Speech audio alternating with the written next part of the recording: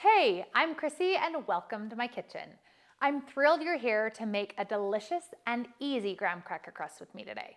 This quick, simple recipe is far better than any store-bought option. With just a little time and effort, you'll see it's totally worth it. In this post, I'll be using butter, but feel free to substitute with margarine. I use both regularly. When I use margarine, I like to add a little bit of extra salt to make up for the salt that's already present in the salted butter. I also recommend using a kitchen scale to weigh your ingredients for accuracy. I start by putting my container on my scale. I then zero or tear the scale to reset the reading on the scale to 0. This way, I don't have to do any crazy math to figure out how much of an ingredient I have to put in. Once my screen reads 0, I can weigh the butter. I use a microwave-safe bowl and then I stick it in the microwave to melt it. While the butter is melting, I'll go ahead and weigh and combine the other ingredients. But first, let's talk about graham cracker crumbs. Different brands can have varying moisture content, which sometimes leads to inconsistent results.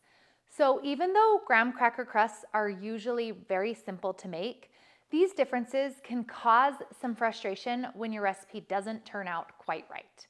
So I suggest starting with the recipe I provide. If your mixture feels too dry, simply add a little more butter at the end.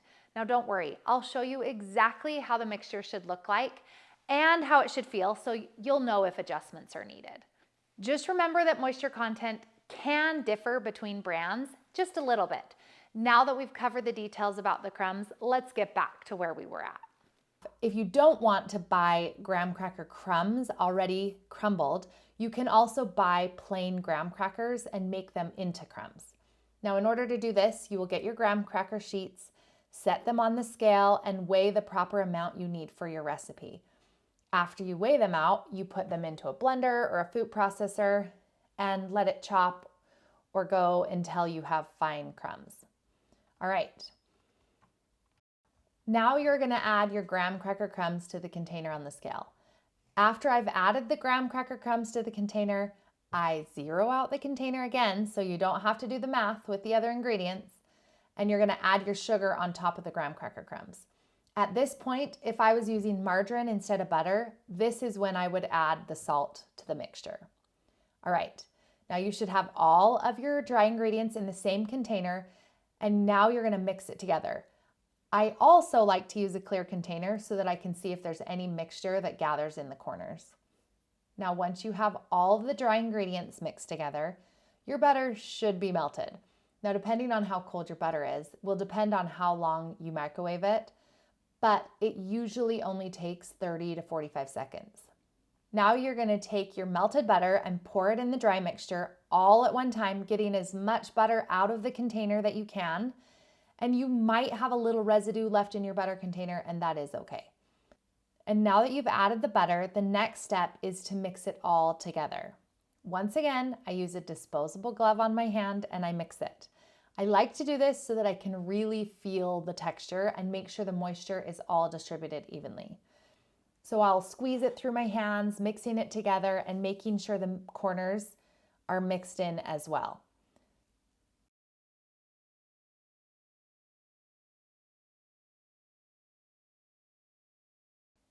Once I feel like it is all mixed and moistened, I always check the consistency. So I'm going to do this by getting some of the mixture in my hand and squeezing it together until it holds its shape. Then I'll open my palm and touch the clump I just made. If I touch it gently and it crumbles apart, I either need to mix it more or add more butter. Now on the flip side, I don't want the clump when I squeeze it to have liquid seeping out of it. That would mean there's too much moisture in the mixture and you can add a little bit more graham cracker crumbs to the mixture. If you think there is not enough moisture in the graham mixture, you can add another tablespoon of melted butter and see if this gets you to the right consistency. When your mixture is the right consistency, it is ready to go in the pie tins. There are tons of different styles of pie tins. Now I'm going to show you 2 different techniques I use depending on which pie dish I use. My favorite pie tin, and I have used these for years, is a disposable but it doesn't have to be disposable. It can be reused. Pie tin, it's made by Handy Foil. It is considered a 9-inch pie tin, and I use them all the time. I will link these on my webpage. The other technique I will show you is with a classic pie dish. It seems like it's a little deeper and it has steeper sidewalls. Now, using one of these techniques, you should be able to use your favorite pie dish. So let's start by putting your pie tin or dish on the scale. You're going to want to zero or tare the scale. You're going to get real sick of me saying that. And in my 9-inch pans, I put 10 to 11 ounces of graham mixture in the pie tin or dish. The first way I do this is my very favorite and really easy, and it is done in the pie tin. Okay, the only downside is you need 2 of the same tins to do this technique. But I always just keep one of these pie tins around as the form so I can use them for this purpose. I'm going to take my hand and move the crumbs to the outside of the tin. I leave just enough in the middle to have the whole bottom covered. Now, I take the matching pie tin that has nothing in it and I place it on top of the pie mixture. I'm going to press the pie tin down into the mixture and push the sides and the bottom. This will press the mixture together and then you can pull the tin out. When you take the tin out, you will see that there is excess mixture that gets stuck in that bottom edge. I solve this issue by taking my fingers and pushing them into the bottom corner of the pan.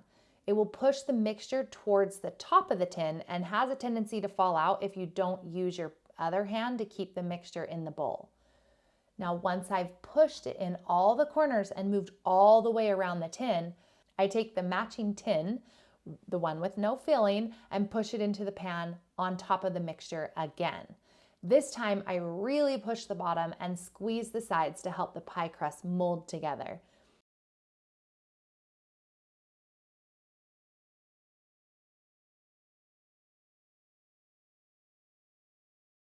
If the top of your pie tin is flexible, I push the top of the pie tin all the way around the pie tin as well to help shape that top edge.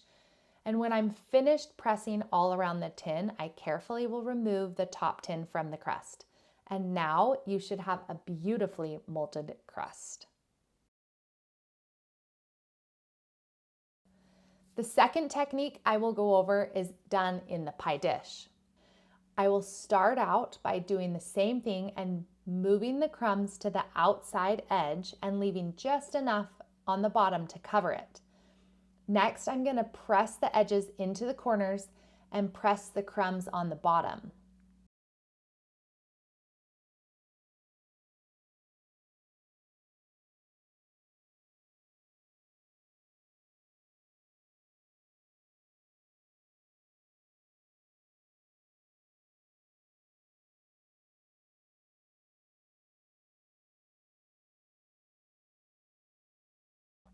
And now I'm going to take a flat surface.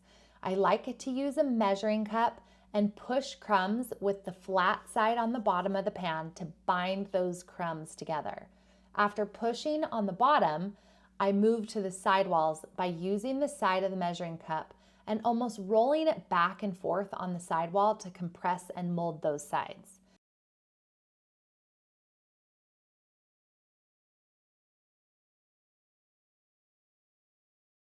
Place your other hand on the outside of the pan to catch those excess crumbs.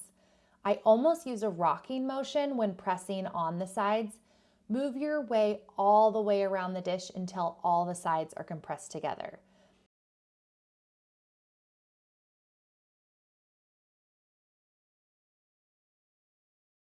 Next, I form the top edge with one hand on the inside of the dish and the other hand on the outside and squeeze the edge together with my fingers.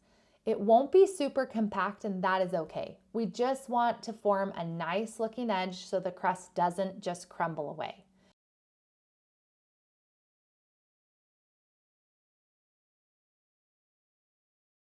You now have your crusts that are all shaped but will be really fragile until you bake or freeze them. Now, to bake or not bake is the question. After doing experiments, at room temperature, the baked crust holds up better than the unbaked. So my rule of thumb is always bake the crust right away unless you are planning on using the crust for an ice cream pie or something that's going to be in the freezer and served cold, or if you are planning on filling the pie with something that needs to be cooked anyway, like cheesecake or key lime pie. When you pre-bake your crust, you only need to bake it for a few minutes on a lower temperature in the oven.